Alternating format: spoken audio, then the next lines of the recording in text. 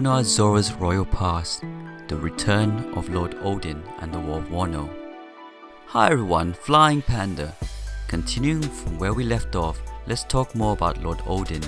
In my previous video I spoke about the possibility of Odin being Zora's father, so do check it out if you haven't. It is said that he is now dead by the hands of Kaido upon arriving at Wano. It was said that he and his wife were boiled alive.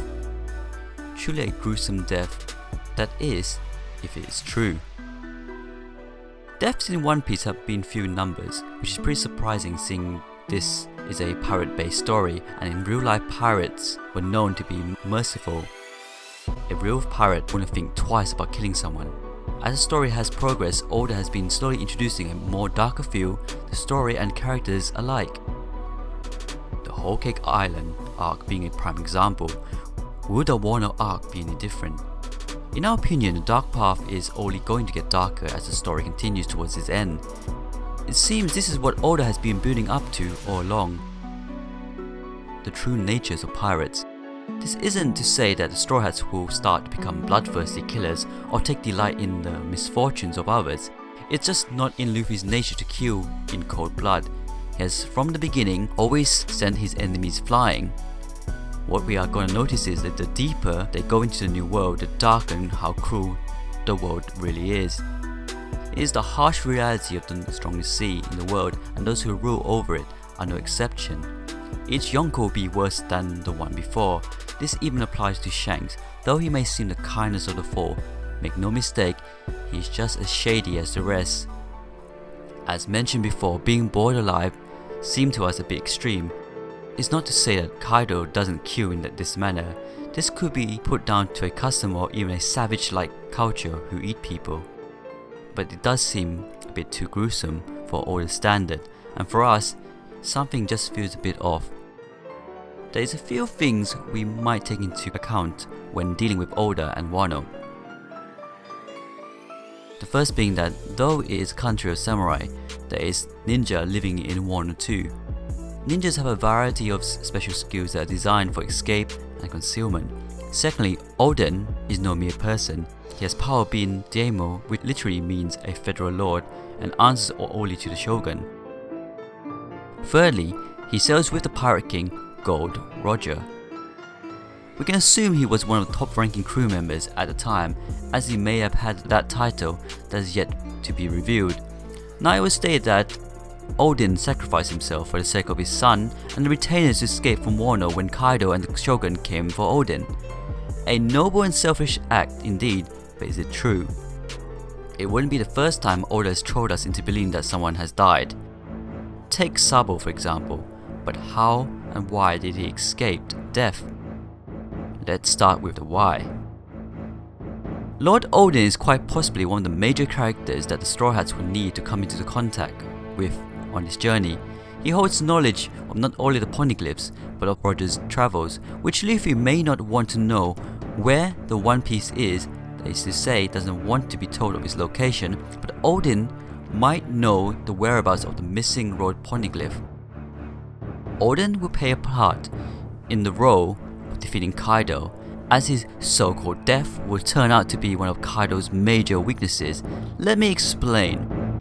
Kaido is without a doubt one of the strongest characters that Luffy would have to face, and as such will need some sort of weakness in order to defeat him. Kaido's weakness is a fear of death. He fears the dead, which is to say he fears spirits, ghosts. This is made abundant with his choice in clothing. He wears a Shiminawa. A Shinimawa are believed to act as a ward against evil spirits. If we take into account Gekko Moria's plans for zombie army, this increases the possibility that Kaido has a weakness for the dead and spirits. Moria may have been aware of this weakness, but even if he wasn't, it wouldn't change the fact that he would create a zombie army as the prime base for his Devil's Root. Now if Odin is alive and Kaido believed him to be dead, what do you think Kaido would think if he saw Odin walking and talking? His first thought would be of disbelief, closely followed by shock and then fear. It will be in the moments that Kaido will be the most vulnerable, which like Big Mom and her photo of Marble Caramel. However, What we most likely to see is not Kaido running away in fear, but rather he inverts to his primal animal instinct, which is the reptilian part of the brain that is the controller of our fear, and make use act in a defensive way towards them fears. Kaido will become a wild animal with no control over his actions, but will be weak at the same time, as he will only be on offensive rather than having a defense. This isn't to say that this is what finishes off Kaido. This will most likely come down to the joint fight between Luffy, Law, and Kid. But this will play a major role in weakening Kaido enough for the trio to deal the final blow. The question now is, how did he escape death? He was seen being boiled alive. Well, what if he wasn't on Wano at the time? Let's recap here. Wano has law forbidding anyone from leaving the country. However, Odin has been known to break that rule, so why not a second time? What reason would he have for wanting to leave for the second time? To pay his respect to Whitebeard. We remember that Odin travelled with Roger. He also travelled with Whitebeard. Even if Odin hasn't been on the Whitebeard ship for a very long time, they would have a great respect for one another, and as such, upon Whitebeard's death, he may have set out to go pay his last respects to his old friend.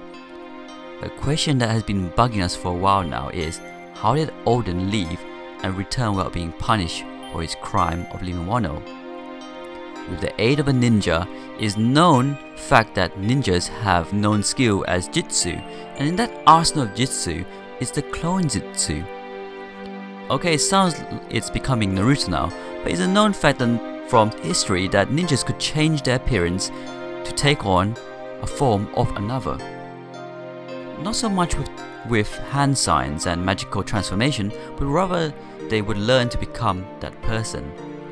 Essentially, to the ninja's work was his ability to assume false identities and move undetected through his area of operation. More than merely just putting on a costume ninjutsu, disguise system involved thoroughly impersonating the character adopted. Personal traits, areas of knowledge, and body dynamics of the identity assumed were ingrained into the ninja's way of thinking and reacting. We speculate that Odin had a ninja with whom he had been great friends with from childhood. If the said ninja grew up alongside Odin, he's known Odin's traits and personality inside out. Thus, he took on the role of Odin in his absence. For Odin to successfully pull off this disguise, he would need complete trust and faith in the ninja, or else he'd never have been able to leave without facing punishment. It will come as no surprise that the ninja would die for the sake of keeping Odin's secret, and playing the role of him to the very end.